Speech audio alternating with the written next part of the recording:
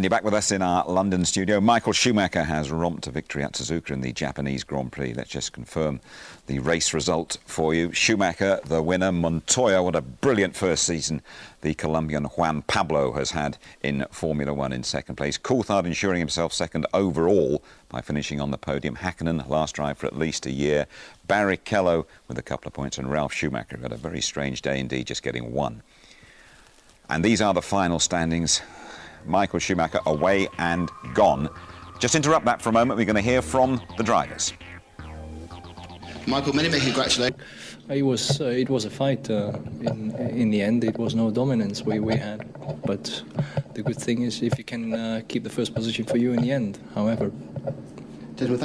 And absolute confirmation here of Michael Schumacher's dominance. There it is, 123 points. David Coulthard way back on 65. Barrichello, Schumacher's Ferrari teammate, 56. Ralf Schumacher, 4th. Mika Hakkinen, 5th. He says goodbye for a year. And Montoya, 6th place, 31 points. And in the constructors, Ferrari, well clear. McLaren, 2nd place, first of the losers, according to McLaren boss Ron Dennis. Williams, 3rd. Sauber getting that precious 4th place. And BAR edging Jordan because of their number of higher finishes throughout the season. We'll have a word with these fellows, with Mark and Tony, when you rejoin us.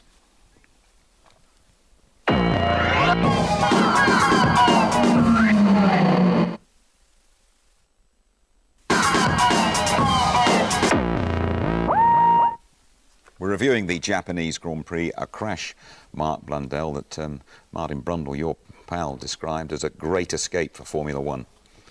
It was a great escape. I mean, there was a lot of damage there and a lot of the wheels flew off. That shouldn't happen. The tethers should retain those wheels to the car. But Raikkonen losing it down the Dunlop curve, just the rear end of the car stepping out of line, it just bottomed out. And unfortunately, it took a Lacey out of his last Grand Prix. But, you know, big incident there. They're going to increase the strength of the wheel tethers by 20% in the regulations from next year.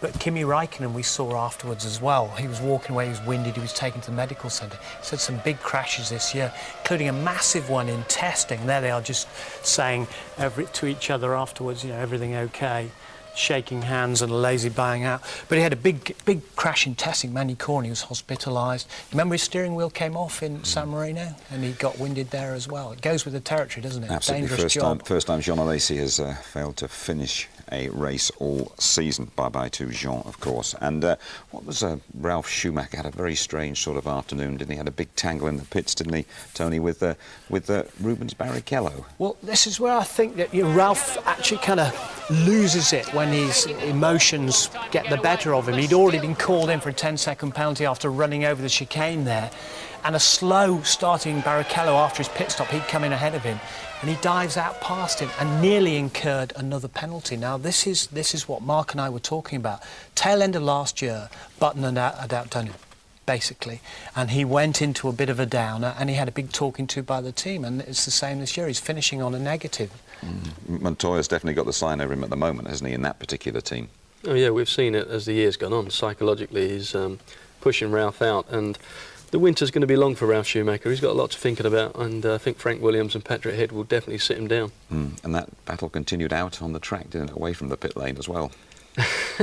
It certainly did, but you know, it was a great move here with Barrichello and coming up there with Ralf. Ralf just being a little bit cheeky, not letting Barrichello get by, blocks him, takes a bit of an advantage there coming out the chicane. But what comes up next is tremendous. Barrichello lines him up, takes him all the way down the inside, Ralf Schumacher now, just to give him a little bit of a dummy. But before you know it, Barrichello goes a long way around and almost gives him a little victory V as he goes by, doesn't he? Eh? Absolutely fantastic that, but Ralf had a pretty long face on all weekend, didn't he, Tony? But elder brother Michael, I mean, he has just absolutely run away with things this year, isn't he? He's been superb, but this is the worrying thing for all the competitors. Is they're running a development chassis here, a slightly wider one. Michael Schumacher arrived in Suzuka having been at Fiorano testing revolutionary bits for next year, a revolutionary gearbox. He shattered the lap record. He was testing some new FIA safety radar equipment, but they are so far advanced on the other teams with their 2002 Ferrari. It's frightening, and that's why Martin's quite right to talk about out, and all the hard work the other teams have got to do to catch up over the winter. Sure, I have to say some of the coverage from over in Japan wasn't that clever. We didn't see too much of Jenson Button, but in Benetton's last race, Jenson finished 7th. Here he is with Louise. Jenson, not your best result of the season, but a good end nonetheless. Yes, it wasn't bad, Louise, was it? No, it was good. I mean, it's a very hard race around here, but we got what we wanted. We're in front of Jaguar in the championship now, so that's the main thing. It would have been nice to get some points, but I mean, having those 3 teams in front of us, this pretty much shows where we stand. So, with a bit of hard work over the winter, hopefully we'll be racing against them. Sum up the year for me, because it was pretty character building to start off with, wasn't it? Yeah, very character building next year. It was actually very hard work, but it was the same for Giancarlo. It's just he got around the problem a little bit better than I did. But it's coming together now, and I think I've settled into the team, and I'm looking forward to next year. So tell me what lies ahead, because the team becomes Renault next year. What lies ahead? Christmas and New Year's, and then next year, obviously. But over the winter, we're doing lots of fitness training, and I actually think Renault are doing a very good job. We're going to work very hard over the winter to get us some of the top 3 teams, and I think we can do it next year. Have you actually started thinking about next year, or are you just focused on Christmas and holidays and suntans? And no, I'm actually more focused on the fitness. I've got a lot of fitness over the next few months, especially in November, December. So I'm looking forward to it, and mentally and physically I'll be stronger as well. So, it's all looking positive for the future. It's good. Cheers, enjoy your winter. Thank you. That's good news there from Jenson Button, working hard on his fitness throughout the winter. We have a fabulous competition now, and you can join us at the Australian Grand Prix at the end of the winter, in the spring, in early March. You won't just get to see the race either. It's a sort of a 40-night extravaganza. We're going to take in the Australian Gold Coast, a wonderful part of the world, and Sydney, great city, and there's a couple of days in Hong Kong on the way back thrown in as well. And we have a very simple question for you as well. In which city is the Australian Grand Prix held? Is it A, Canberra, B, Auckland, or C, Melbourne? A, Canberra, B, Auckland, or C, Melbourne? And here is the number to dial. 09069 51 50 50. 09069 51 50 50. Lines closing midnight, December the 31st. That prize has been donated, by the way, by Foster's, sponsor of the ITV F1 website. Log on for more details. And by the way, you can have a chat to Murray Walker on the web after the rerun of the Japanese Grand Prix around about 4:30 this afternoon. And coming soon on ITV1 early next month, watch out for it, the unmistakable Murray Walker. Outstanding documentary, lots of good stuff in there. Race rerun for you at 2 o'clock this lunchtime. The highlights just after midnight, and that programme repeated on ITV2. Final word, briefly, from you two, Mark Blundell, starting the season very quickly.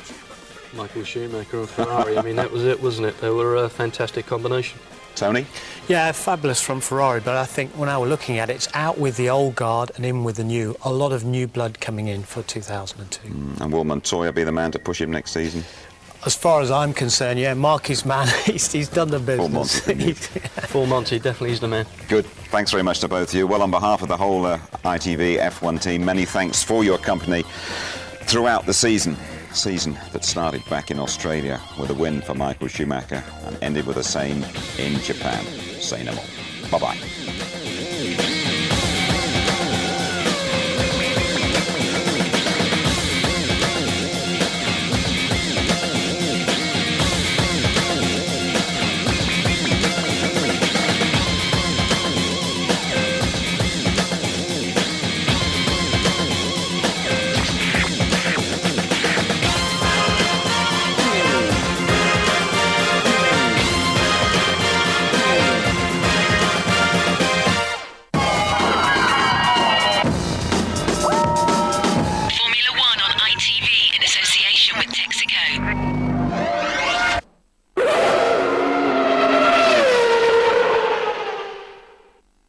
If you'd like to know more about Formula One, the website address sponsored by Foster's is www.itv-f1.com.